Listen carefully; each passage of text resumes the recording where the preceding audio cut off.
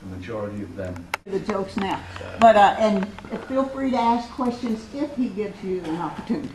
But please help us give an early welcome to Dr. Dave Williams. Thank you, Bonnie. Ladies and gentlemen, I appreciate the offer to come and talk to you. I appreciate more the fact that you're prepared to come and listen to me. I applaud you for what you do in terms of lifelong learning. I believe, as I struggle with the New York Times crossword on a Sunday, that keeping the brain active is the clue to a life that grows as we get older, as we actually get that wisdom that we needed in youth and didn't have, that when it comes in little bits every now and again, that much of that comes through being interested in learning all our lives. And what I can say about this job is that this is the most challenging job I have ever had. It is the most fun job I've ever had. It's the most frightening job I've ever had. And in terms of an opportunity for lifelong learning, I've compressed a life into the last couple of years in terms of the opportunities that I have had to learn more about education and research, and about Huntsville and its history, and about the people who started this university from nothing and have brought it in 40 years to the extraordinary state that it's already at. And many of you I know have been involved at various stages in that, so I thank you for what you've done to make it possible for me to come here.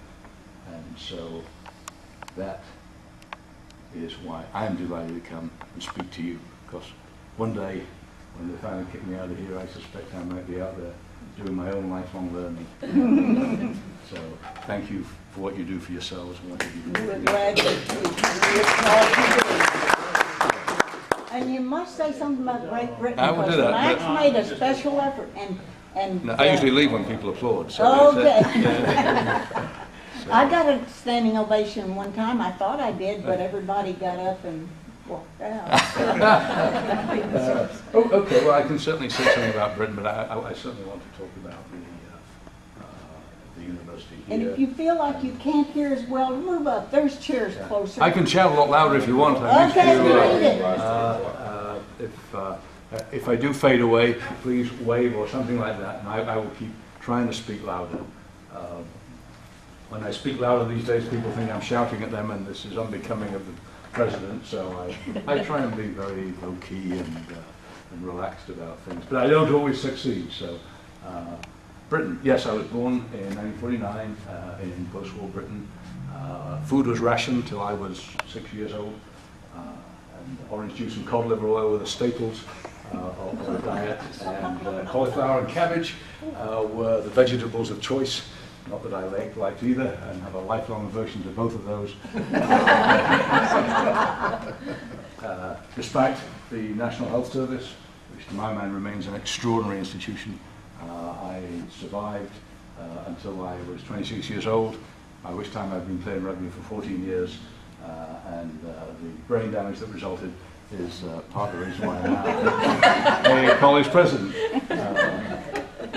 Within the UK system at the time, education and healthcare were free in the sense that there were taxes at the appropriate level to allow everybody to receive an education through 18 at the high schools or grammar schools and secondary moderns as they were called then. University education was not for everybody. It was and still remains a significantly more elitist institution, that is academically elitist. You qualify by taking examinations, and they are still not the kind of examinations like SATs. They are still, to my understanding, the detailed essay questions, the in-depth questions in science and so on. And the degree to which I specialized in my education was focused on me by my failure to pass certain exams. Having spent my teenage years with, and still, a lifelong love of history, fascination with geography, and reading, my favorite subjects were English literature, history, and geography. And at age 15, you take national exams and to a certain extent that is still true in the UK today. On the basis of those national exams, you decide whether you're actually going to stay on in school, whether they sling you out to a technical education, as it used to be called. For the first time in my life, at age 15, I failed an exam. I failed English literature, of which I was top of the class, with the joys of examinations. So I decided to become a scientist instead, because I'd done all right at math and physics and chemistry. And so for the last 2 years of my high school life, I did math, physics, and chemistry. I taught myself geography on the side and did the next level examination at age 17, 18, which prepares you for university or not, depending on how you succeed or fail at those exams. And I was persuaded by my dad, who had never been to college, to apply to Cambridge, which struck me as being an absolutely crazy idea. But I went to the headmaster or the principal of the school, taking several friends along for support, and we said we'd all like to apply to Oxford and Cambridge. We were a brand new school, we were the first graduating class from that school, and the headmaster was as green as we were, and he said, well, why don't we pick a couple for the experiment? You, Williams, will apply to Cambridge, and you, Ian Rose, will apply to Oxford. Okay, so off we did. And so I went and had an interview, and for some reason or other convinced the professors there that I was worthy of conditional acceptance. So they wrote back and said, as long as you get an A and 2 Bs in your math, physics, and chemistry, we will admit you to the university. And my math master said, oh, Williams, there is no way on God's earth you'll get a B in mathematics. Thank you for your encouragement, sir. And so my dad said, okay. And he called up an old friend of his who had been teaching in elementary schools for many years, who happened to have a PhD in math from London University. And I worked my proverbial off for several weeks before the exam and got my B in mathematics. So that was several digits way to the math master. And I went to Cambridge to study physics, which I was reasonably good at, so I thought. The joy of doing physics at Cambridge was overwhelming. Cambridge, for those of you who don't know it, is an extraordinary physics university. The Cavendish Lab is where 2 of the 3 fundamental atomic particles were discovered. There's more Nobel laureates out of Trinity College than out of the whole of France. Stephen Hawking being the next one in line at our institution. So I went to study physics at Cambridge. At the end of my freshman year, my tutor pulled me to his office and said, Williams, of course he never knew my first name, if you wish to graduate from this institute, you can pick another subject. And that was student counselling in 1968. Best advice I've ever received. I was miserable at physics. I think I passed. Doesn't really matter. There's no cumulative grade point average in the British system. The grade you get depends simply on the exams at the end of the year. So I looked around, and all I understood from my freshman classes was that I hated most things except this thing called material science and metallurgy. And so I picked that, and that's been my lifelong career. So a series of absolutely unplanned failures changed my life for the better. About 30 years after I got flung out of physics, I went back to the Cavendish Lab to give a lecture in my area of research to some of those same professors and told the same story about, although they were celebrating 100 years since the electron was discovered, and that was my field of research. I need to remind them that this was 30 years since Williams was thrown out of the first year physics class. This was another milestone that they might want to remember. And actually the Cavendish professor, who had become a good friend of mine, came up to me and said, you know, these days we do not make those kinds of decisions. We encourage our students, we help them, we try and get them through these exams, instead of saying, you can't make it, you're not good enough, go find something you can do. And this is a balance that anybody in education has to balance all the time, between telling students that, no, actually in this subject you're a failure. And having been on the receiving end of that myself, of course the results can be that you either choose yourself to be a failure the rest of your life, or you say, okay, maybe there's something else I can be successful at. And so I, for one, benefited from the in-your-face failure approach to student counselling. Not that I recommend that for everybody. But anyhow, as a net result of all of that, in Cambridge, after I got my bachelor's degree, I couldn't find a job, so I stayed on for a PhD. After a PhD, I couldn't find a job, so I stayed on for a postdoc. And midway through a postdoc, I suddenly realized that the money was going to run out in a year's time. In the previous year, there'd been one job advertised in the UK for a PhD in material science. So I went to Australia looking for jobs. Spent 6 weeks there, found a wife, no job. Next trip that I went on was to MIT to speak at a conference in my field of rapid solidification of metals at the time. And about 2 weeks before I went there, I saw this ad in one of the professional journals that Lehigh University was looking for an assistant professor. And I thought, oh, that looks just like the field that I've been working on for 4 years. So I typed them a letter, as you did in those days, and sent it off. So I shall be in the United States in 2 weeks' time. And if you're interested in me, my resume, I'd be happy to come and see you. And they wrote back and said, sure. So I got on the bus in New York City. It was $12 round trip. I went to Lehigh, they interviewed me, so that was the total cost of the interview. I always reckoned I was the cheapest hire that they ever had. And for some reason they offered me the job. Margie and I moved to the States. Actually, when I got back after the interview, Margie said, so what are you doing? I said, well, I could be going to the States. She said, I'm not coming. Then we better get married, haven't we? So that was how we got married. And then we moved to the States for a couple of years experience. And 31 years later, I had run out of things to do at Lehigh and here I am. So that was the British educational system and my part in it. And I don't know whether that was of any value to you, but I've had a great time. And much of what I've been able to do is just, I think, because of the extraordinary education I had and the opportunities that I had through my unplanned failures. And that's always been a lesson to me, to not be afraid of trying something and falling flat on your face, because you always pick yourself up and try something else. But if you never fall flat on your face, you never know what you where your aims are. So that's the sort of unplanned stuff. Let's talk about strategies in global education. Why do we need global education at University of Alabama? Well, there's several reasons. First of all, it's in our mission statement, which is, for those of you who don't know, the University of Alabama in Huntsville, a research-intensive university, is committed to rigorous scholarship, innovative education, technological research, cultural growth, and entrepreneurial creativity in order to enrich our global community. So, the mission statement says that we acknowledge that we play a role in a global community.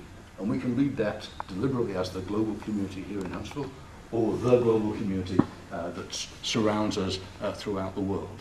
Either way, all the things that we do in this university, at least according to our mission statement, should hold the view that the global community is of importance to us.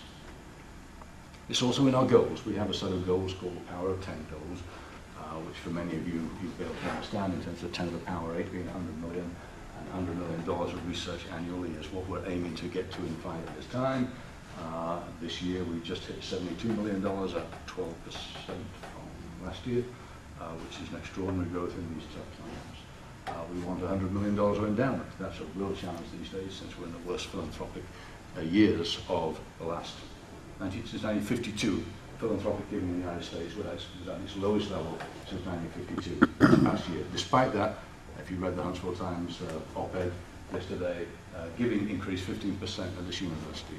So in the face of extraordinary challenges, we are still doing extremely well. So we're also looking for 10 to the 4 students, 10,000 students. We're just short of 7,700 students, up about 5% in credit hours from last year. Despite the fact that we upped our tuition for the 2nd year in a row, we increased the numbers of our students. More importantly, the average ACT of those students went up 0.8, up to 25.2. We have the highest average ACT of any public university in the state of Alabama, just a bit behind some place called Birmingham Southern, and we're going to catch them too. We've increased quality and we've increased quantity, despite the 2 largest tuition raises in the university's history in the last 2 years. Okay, a total of almost 25%. Okay? That tells you something. And it's well known, in fact, that there is absolutely no correlation between the price of an education and those who choose to take it. If that was the case, Harvard would have 0 applicants. Okay? And it clearly does not. So we have increased our tuition in order to offset some of the state cuts. We found monies from other places. We have also increased our financial aid exactly in parallel with our tuition increases. That is our commitment, so that those students who truly cannot afford it still have the opportunity for an education here. So if we get up to 10,000 students, we expect the ACTs to be even higher on that basis. Also, every measure of diversity that we take increased last year. More African Americans, more Hispanics, more Native Americans, more Asians. Okay, no more Brits, but anyhow, there are some limits to diversity on this campus. Canadian. They all play hockey, so at the moment we're continuing to import Canadians, and we hope that we'll continue to have reason to do so. But, we want to get to 10,000 students. Why do we want to get to 10,000 students? Because size matters. It truly does. And the biggest American universities are all in 5 digits. Arizona State close to 80,000. Ohio State around 60,000. University of Alabama and Tuscaloosa 28,000. 7,000 just doesn't cut it in terms of getting noticed. But once you're up in the 5 digits, in the Power 4, then you get noticed. And it's important that we be noticed. That's where the $100 million of research comes in. That will put us in a par with the top 100 public research universities in the United States. Already at $72 million, we have the most research dollars of any university of our size in the nation. Second in the whole Southern Universities group in terms of research dollars per capita to Georgia Tech. Beats the heck out of a certain crimson-coloured operation to the south, at least a factor of 2. Okay? And we don't mention the other one, because those colours are really pretty ugly. So, that's what the goals are all about, raising the level of visibility of the university. In addition to 10,000 students, we're looking for 1,000 co-ops in this community. At the moment we have, depending on how you count them, about 500, between 500 and 600. And our nurses all get the co-op, but it's part of the education within the hospital system, so we don't really count those. What we're looking at is this community buying into our students and giving them co-ops. First of all, co-ops are great financial aid. Over $5 million in co-op support comes to our students from this local community. If you think about it, that is a $100 million endowment out there in this community, feeding off $5 million a year in financial aid to our students. That's pretty rare and that's pretty impressive. We want it to grow. We want it to grow from about 500-600 students to over 1,000. For the same reasons that 500 is good, 1,000 is better. It benefits the community by getting these sharp young minds out into the community. It ties the community into the university by getting the community to support these students. Co-ops get it sooner. They go out into industry and they say, oh, I get paid for being out here. Oh, I see Susanna at the next desk. She's already here and she's earning $55,000 and I'm scraping at McDonald's, flipping burgers to pay the $6,000 of tuition. If I hang on for 2 more years flipping burgers, I will have lost $110,000 of income. Well, if I work a lot harder, maybe pay a little bit less. Maybe even take out a loan, $6,000 for total tuition for the year. If you can't handle a $12,000 loan when you're earning $60,000, maybe you shouldn't have graduated. It's not the debt, it's the managing of the debt. And I don't have to say anything more than that in this country at the moment. Debt is not bad. Not managing debt is really bad. And we have to educate our students. If their parents are unable to care for them or have not saved for them, that's a novel idea. How about saving for your student when they're born? Okay? To plan for their college education. It will not be any cheaper in 20 years' time. But anyhow, all of that is to say that we penetrate into this community through our co-ops, and the more of them, the better. And the more of those students we have, the more they get it sooner, and the more they set examples to their colleagues in the classroom. And on average, our co-op students graduate sooner than our non-co-op students. I find that amazing. Okay? But we have co-op students who get out in 4.5 years with a full co-op, and every co-op student who graduates gets a job offer. They may not choose to take it. Again, it takes a while for this to kind of penetrate through the brain of an 18-year-old. As many of you know, brains of 18-year-olds are strange organizations, and very often it takes till a sophomore or a junior year for this to click. But we will push that more and more. That's 10 to the power 3, 1,000 co-ops. 10 to the power 2, 100 PhDs a year. With $70 million annually of research expenditures, we should be able to turn out 70 PhDs, just like that. Okay? $1 million a year can certainly fund a PhD. At the moment we turn out 30. We haven't got those numbers balanced up yet. John Horak, our new VP for Research, has got that as his charge.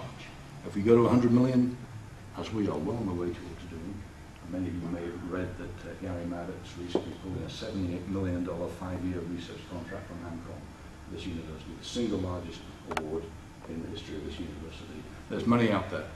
In fact, there's hundreds of millions of dollars that flies out of Redstone over our heads and lands at Johns Hopkins or goes to JPL. Well, you know, just keep $20 million out of that 200 million right here, and we can reach that number. We just have not been aggressive enough about getting nicely in the face of the agencies across 565, and I'd be very happy to let the miserable $40 million, so I shouldn't say that. We're very grateful for the $40 million that trickles across the interstate. We would just like to be a bit more grateful for 300 million or whatever we are capable of getting over there. And we will go and get that, and with that we will support more graduate students. And if we are turning out 100 PhDs a year, that too puts us in the list of the top 100 American public research universities. And that's where we want to be. That's another reason for the 10 to the power 2. 10 to the power 1, that's 10 new programs. New programs that attract this generation of students. Civil engineering is all well and good. It's been around a long while. And for certain people, including my youngest son, it's very exciting. But biotechnical engineering is perhaps a lot more exciting to many people. Aspects of earth and space science, sustainability, the threats that we have left to the future of our children, new strategies in financial management. Wouldn't that be a good idea? All we've done is prove the previous system failed miserably. I learned from failures that you pick yourself up, dust yourself off, and try something different. What are we doing? We're picking ourselves up, dusting ourselves off, and trying exactly the same thing again. We need academic leadership in financial management and financial strategies. Otherwise, we'll be compelled to repeat the same dumb things we've done in the past. So, isn't that the kind of thing the university should be creating? New programs for different ways of developing economies. And that is entirely up to the faculty. I can wave my hands and say, let's do this, and look behind, and there's no professor willing to do it. It's not going to happen. So we have to work with the faculty to give them incentives, to attract faculty who will bring new ideas, like Mike Griffin, who's bringing all sorts of new ideas about how to teach systems engineering, and not simply aerospace, but the whole concept of systems engineering will undergo a radical change under his leadership here. And Gary Zank, who came from the University of California, Riverside, with 22 researchers and $2 million a year of external federal government research in areas of astrophysics, which is just absolutely fascinating. His team is out there still picking up the signals from Voyagers 1 and 2, which are now, I have to forget how many billion miles away they are, but it's a lot. These signals are being picked up from memory stories that was made on South Memorial Parkway by SCI back in the mid-1970s, and they're still working now way beyond outside of the heliosphere. So that's the kind of thing I wish we would do more of to get our students more excited. And where's this leading? 10 to the power 0. This really confuses the poets. 10 to the power 0 is 1, okay, and we're looking for 1 international campus. And that's why another reason is that we should have global education, because it's one of our goals, an international campus. Why is that? Because in order for us to be known as a university, it's not good enough to be just known as a technical leader of Northern Alabama.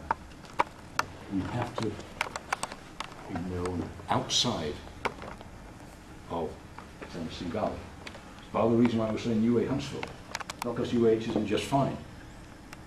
It's always going to be uah.edu because I can't type that and write it all at once. But UAH around here, everybody knows what UAH is. You go north of Murfreesboro, what is UAH? More people know about Huntsville than know about H,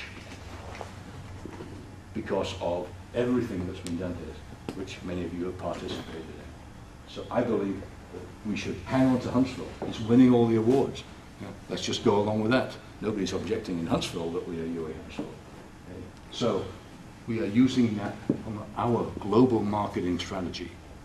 When there are space camps in Dubai and in Hong Kong and other parts of the world, all coming out of Huntsville, And those students might recognize UA Huntsville rather more than UAH, and those are the kind of students that we want. And there are hundreds, maybe even thousands of sharp young minds coming to Space Camp here and in Dubai and elsewhere, all pre-selected as sharp, interested in the technological world, particularly space. And here we are. Well, why not come here? You can go to Space Camp anytime you want. It's that kind of marketing that we need. And an international campus will help us do that. Other reasons why? Well, we have students from more than 80 countries on our campus. We have students studying abroad around the world, most commonly in Europe, but also in Central America, particularly in Panama. Our researchers have joint research with many, many countries. So any research university is already an international endeavor. In my own life, as a researcher before I came here, I gave lectures in, it was about 40 different countries in total. I had joint research with professors in Beijing, with professors in Rio de Janeiro, with professors in Sydney. I didn't just pick those, well, I did pick those cities because they're very nice. But also professors Göteborg, Gothenburg in Sweden, my colleagues back at the University of Oxford, which is okay as a university, and places like that. And that is the joy of research. You work with the best people around the world because they're all on the end of the email or the Skype and the video conference. And these days, you want to solve a problem with somebody because you've got the problem. Like me, you couldn't do math, so I used to partner with sharp mathematicians in my field, professors of physics, because I failed physics. So I'd find the best professors of physics who had an interest in my area of research, and we'd work together. Sometimes they're in the United States, sometimes they're elsewhere in the world. And that's always an excuse to go and see them. Okay? When you get fed up of Skyping and emailing, you can go and visit Beijing and Gothenburg and Sydney and places like that, and even Rio de Janeiro, which has a very nice beach, but an even finer electron microscopy operation. So those kinds of things are what research is all about. Okay? So global education is with us. The classical example on this campus is SERVIR, which some of you may have heard of. SERVIR is Spanish for to serve. It's also an acronym in Spanish that I can't say, and so I won't try.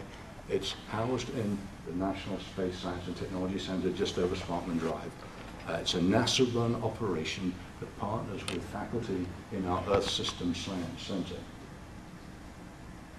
Satellite download data from NASA satellites comes to MSSTC, where software developed by our faculty and our researchers helps analyze the data, which is shared with several Central American countries, but through an organization called CATALAC, which is the Central American Water Resources Research Institute, again, in the appropriate Spanish, en français, mais oui, understand that.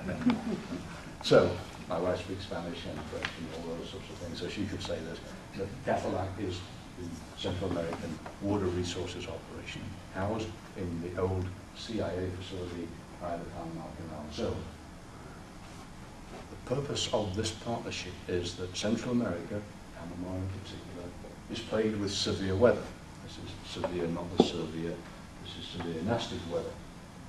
Major tropical storms come through, not necessarily hurricanes, but they pass through as well. And Panama City in particular, but many parts of Central America are very hilly. The potential for flash flooding, for washing out of roads, cutting opportunities for emergency services to get to places where people are suffering are really, really difficult. In the whole of Central America, there are 2 Doppler radars. Okay? One at the Panama Canal, which works, and one in Guatemala, where they can't afford the power to plug it in. There's 14 Doppler radars in Madison County. The people in Central America do not have access to weather forecasting. But through this operation, we feed the data in real time to CATALAC. The software allows us to say there's 2 inches of rain coming to Panama City. That's the one in Panama. Okay. That means the following roads will be flooded. You can map the topography, map the rainfall, and decide which roads will be cut. You can watch in real time from the satellite and see when landslides occur within 24 hours. We know which roads are cut in the remote areas of the country. We know if 4 inches of rain comes, many, many more roads will be flooded. When the National Weather Forecasting Operation in Panama shows its weather maps, they're out of Huntsville. Okay? We're trying to get Bob Barron to get some Doppler radars in there for them, but at the moment, it's severe data that's shown on the TVs in Panama City. If you look closely in the picture, you can see a UAH flag, okay, but you wouldn't know if you were just watching it. That's the kind of international cooperation that what research is all about. Students and our faculty working with NASA faculty, with NASA data, helping literally save lives. There have been 14 national disasters since 2004, when Dan Irwin first started Severe, that the countries of Central America have used severe data for. Landslides, flooding, hurricanes, red tides, which decimate the tourist industries of the coast of Central America. All of these are visible through the data. The whole thing started with a NASA satellite program that showed from space the border between Panama and Guatemala. Sorry, between Mexico and Guatemala. Now normally you can't see international borders from space. Whoever drew the borders didn't draw the lines across the world, just on the maps. However, deforestation in Mexico is so complete that the border stands out. No trees in Mexico, Guatemala full of trees. When that picture was published, for the first time in at least 110 years, the presidents of the two countries got together to find out how they could work more closely to preserve the natural habitat of that part of the world. One photograph out of Seville, bringing presidents together. When Dan Irwin last spoke in Central America, there were 14 leaders of countries at the conference where he spoke at, talking about this kind of thing. And that's tremendously powerful. And that gets our students very excited. And there were 5 of them at Cadillac for a summer internship, and we hope there will be more. And that's an obvious place where we can grow a partnership, we can grow students coming there from here, going there from here, faculty exchanges, research exchanges, joint research grants, a full-time presence of UAH faculty in Panama City, teaching Earth Systems Science, teaching Earth software, and so on.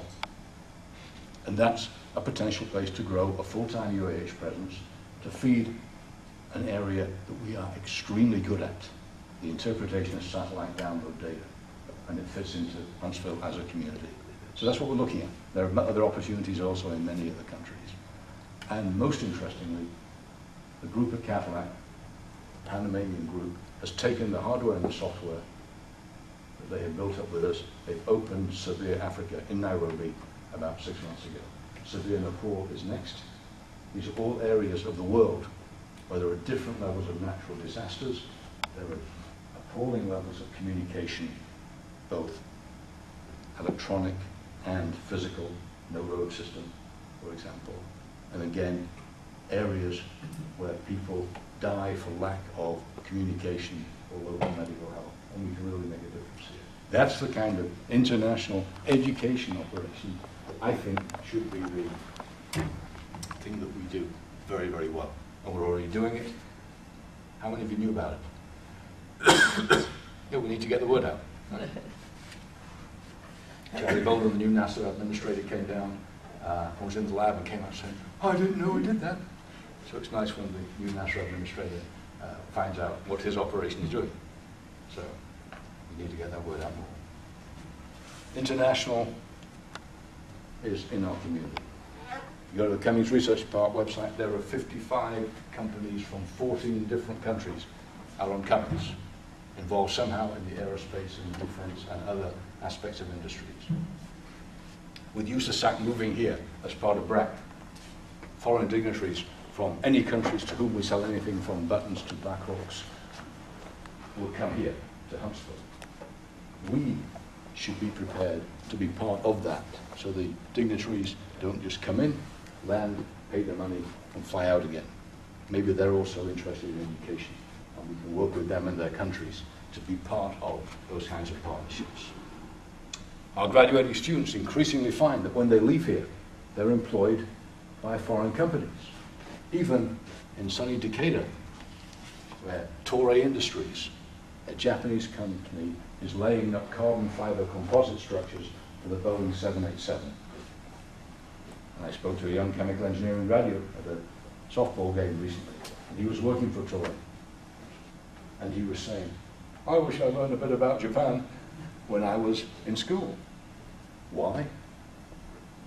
Because his boss's boss are from Japan, where the language is different, the approach to technology is different, the customs are different, the politics are different, and the religion is different. That's a pretty big set of differences. And if he is going to succeed in that company, he would do very well to learn a bit, in fact a lot, about all of those things. Because without that, how can he possibly grow in his chosen job if he doesn't understand those things? Yeah, we work closely with the International Services Council of Alabama, which helps us by bringing diplomats from other countries to this area and funding students. It's funded by the US Department of State. We work with international military trainees out on the arsenal and so on. Those kinds of things are what a university should do all the time. Another reason we should do it is in our shared history.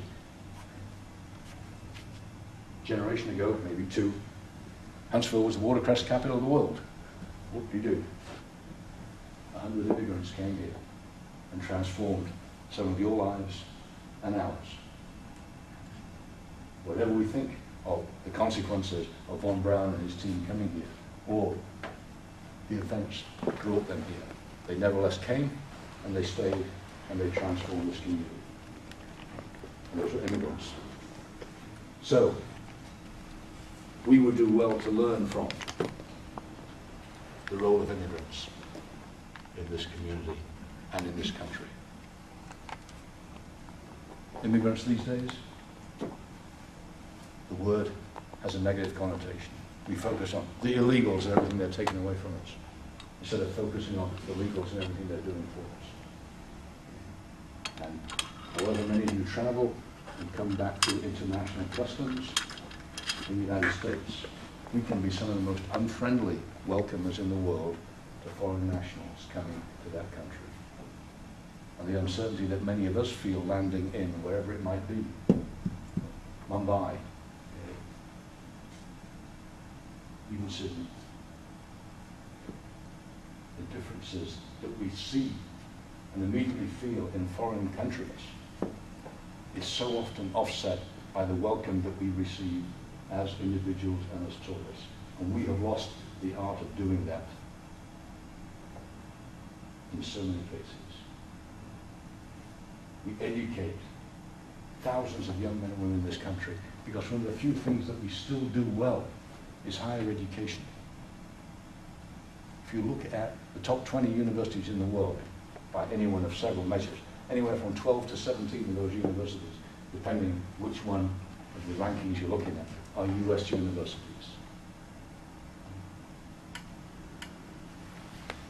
We've lost the edge in manufacturing. Many, many kinds. We've lost the edge in moral authority. We've lost the edge in so much of our leadership. We retain the accepted view of being the best place in the world to come for higher education. And despite our best efforts at scaring young men and women away, they still come in their tens of thousands, and they earn masters and PhDs and postdocs, and then we say, nah, we're only allowing so many H-1 visas, you better go home again. And we choose to do that. This is a choice of our government to limit the number of H-1B visas for highly technically trained individuals. Which part of our anatomy do we wish to shoot ourselves in next? In my view, when any student from any country walks off that stage with a PhD, we give them the degree, we give them the application for the green card. Our foreign book. The sooner we get around to welcoming them back and not assuming that every one of them is a terrorist, the better we'll all be.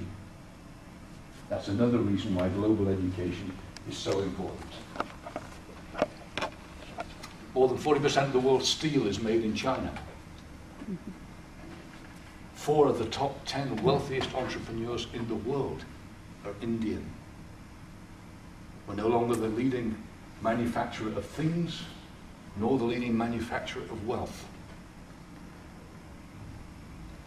So our graduates had better learn to speak Mandarin or Hindi, or whatever it takes, if they wish to be active in the world of entrepreneurship.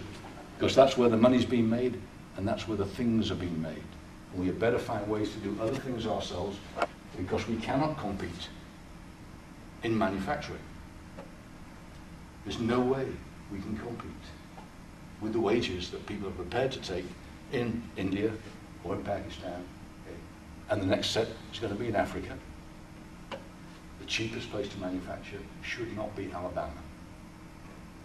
We better manufacture smart in Alabama. And yet, what are we investing in? Steelworks, automobiles. Okay? I believe that was very fine 20th century investment strategies. We're already 10 years into the next one. We better catch up very quickly. So, those are the reasons why I think that we need global education. And it's not just technical education, as I mentioned. It's important for our graduates when they work for a foreign company to understand what makes a foreign company tick. Influential economies around the world don't necessarily share our view of what makes a strong economy. Is Adam Smith as relevant as Amartya Sen, who is a leading thinker in the Indian economic system? And you better know the difference if you're dealing with Indian companies. Is Sun Tzu more important than Machiavelli in business strategies if you're dealing with a Chinese company? How does the Bhagavad Gita influence personal decisions of Indian entrepreneurs or Singaporean entrepreneurs? And how different is that from the way the Bible may influence personal, business, and ethical decisions in this country, and particularly in this area of this country? And is anyone righter than the other? No, they're both different. But if you're negotiating in Singapore, don't assume that sound Christian principles will apply. And no reason that they should. And if you don't know that, then you might lose the bargain. Much of the world is in fact more technically literate than we are. I mentioned finance and the need for thinking anew about finance. Communication. How does this work? If you don't understand the principles behind the metal oxide semiconductor field effect transistor, I would contend that you are as illiterate, technically, as if you don't know Socratic principles of learning. Because this, and what's in here, is fundamentally dependent on semiconductors. Just as Western democracies are fundamentally dependent on the ideas out of Greece 2,200 years ago. If we teach the one to our engineers, we should teach the other to our humanities majors. Because if you have the faintest idea how this works, you are technically illiterate. Thank goodness for most of us, we won't need it. But the next generation that we're educating right now will better understand this. Because if you don't, we will not compete.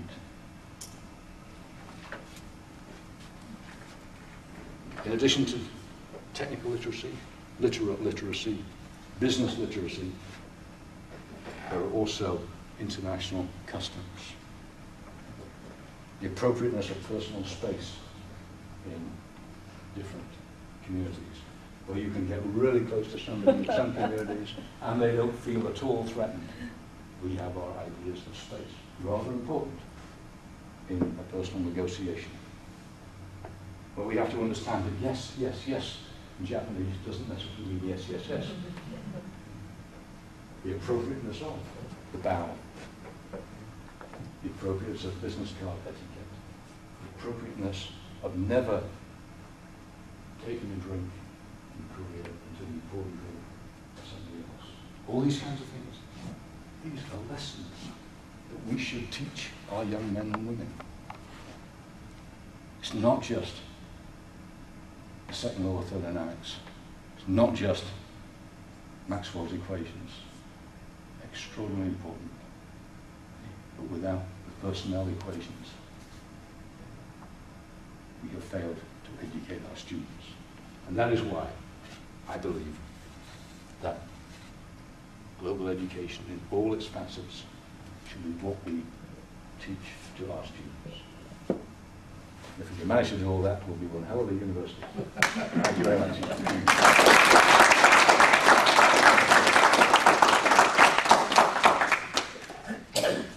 If you have some questions, this is your opportunity. This is the guy that worked with Von Braun. Yeah, you know that though already, Yeah, don't you? yeah. On the team. Mine isn't a question. I want to introduce you to this gentleman right here. He was a senior state senator from Madison County at the time the UAH was created. Thank you so much. Roscoe Robbins. Okay, I apologize for my Eleanor. ignorance. So, Oh, This morning's paper has, just a comment on what you said about being at one with the world, has an article on Afghanistan and the commander-in-chief who is there, and the lengths that he goes to negotiate with the tribal leaders. Yes, He yes. sets up the same type of reception room. He carries out the same kind of customs Yep. that they do, and he indicated how crucial it was that he know their customs first of all, Mhm. and second of all, to carry them out with a kind of a dedication, if you will, to be effective in a culture we don't understand and maybe shouldn't be there, but you know, you are there and you better be understand. part of it, yes. Agreed. Rather him than me. Rather him than me. I'll ask a question. How do you balance research versus education? You have that dichotomy in a way. Every university does. Yeah. Well, I don't think it's a balance. I think they're just different sides of the same coin. I believe that every professor should be a scholar in their own chosen area of expertise. Energy loss spectroscopy of aluminum lithium alloys. Okay? Useless technique applied to a useless material. Great research field. What can I bring into the classroom from that? I can bring real excitement about the potential for that particular material, which actually is making up most of the second stage of the Ares rocket at the moment, assuming that we will fly Ares 1, even though I did some of the fundamental work on it back in 1972. Using a technique that was absolutely useless, apart from a couple of tiny things it could do, and now is the most common spectroscopic technique in electron microscopes, in the tens of thousands of them around the world. And that same technique allows us now to image individual atoms and say that one's a copper atom, that one's an iron atom, this one is bonded to oxygen 1 rather than oxygen 2, the radial distribution function around that atom is this, and the local crystal structure is that, and the space group is this, and the modulus is that. All of that from taking pictures of the atoms. And if that kind of excitement from the scholarly researcher doesn't transmit itself to the student, and you shouldn't be a teacher either, that's what scholarship research brings to the classroom, an excitement about the discipline. Yeah, you've still got to learn the second law of thermodynamics, okay? But it doesn't mean that it has to be dull, because the second law of thermodynamics has applications in all the things I was talking about as well, as do Maxwell's equations peripherally. Excuse me. If you were not a scholar, but educated in a particular field, but have not kept abreast of the latest developments in the journals and going to the conferences, then what you were teaching in the classroom might be right, but it's obsolete. Perfectly right and totally useless. Like the help desk at Windows, right? No. So, I believe that all our professors should be scholars in their own field, to be able to bring the excitement of new knowledge, of knowing what you don't know. Because that's what gets students excited. So, I don't believe it's the one or the other. It has to be both. And that's the challenge that I throw out to this university, because that's what makes universities great. You can be the best teacher in the world, pedagogically sound, brilliant in the classroom, and your fame goes all the way to 565. Who's the best teacher in the world at Cal Berkeley? One of the best researchers in the world at Cal Berkeley, Stephen Chu, now is Nobel laureate and Secretary of Energy. I don't know what his teaching was like. I suspect he did all right. But without a doubt, it was his scholarship that earned him the national and the international reputation. Besides which, that part of it's really fun. Because you've got to change your notes every year. You can't pull out the old yellow notes or PowerPoints as they are now, or the podcast or the webcast. You've got to update it. Why? Because we no longer teach students information. There's no point in my asking the students to write the formula for whatever it might be. Young's modulus, the volume of the sphere, whatever. You know, I can hit this, and in 5 seconds I'll have 3 million web hits on volume of sphere, or Maxwell's second equation. I'm not the repository of information anymore as a professor. I am the teacher of useful information and distinguishing it from useless information. Where the reliable sources of information are, where the unreliable ones are. How do you check the data to know that it's correct? Now, getting the information, the basic data, is no longer the prerogative of the teacher. It's putting it into context. It's putting it into the value of that information in terms of, in my particular case, why certain metals would fracture at a fraction of their normal tensile load. When metals break like that, people get killed. It's very interesting stuff. But the information is just the start these days. So, that's why we need to be a lot different in our teaching modes, willing to teach in a way that this generation wishes to learn, not in a way that we want to tell them how to learn. And we've bemoaned their lack of handwriting skills. A big whoop. It's only been a useful skill for 100 years out of the whole of human existence. It's not a skill that will get them anywhere. A fine signature might be very impressive, but good typing skills and a knowledge of the construction of sound sentences goes a lot longer than great handwriting. Most students can't handwrite these days, nor should they, because within 10 years you just speak into this thing and it will print it out for you. Now let's teach you about the construction of grammar, the meaning of sentences, the way to construct an argument, to send out a memo that is concise and understandable so that your boss knows what you're doing, all those kinds of things.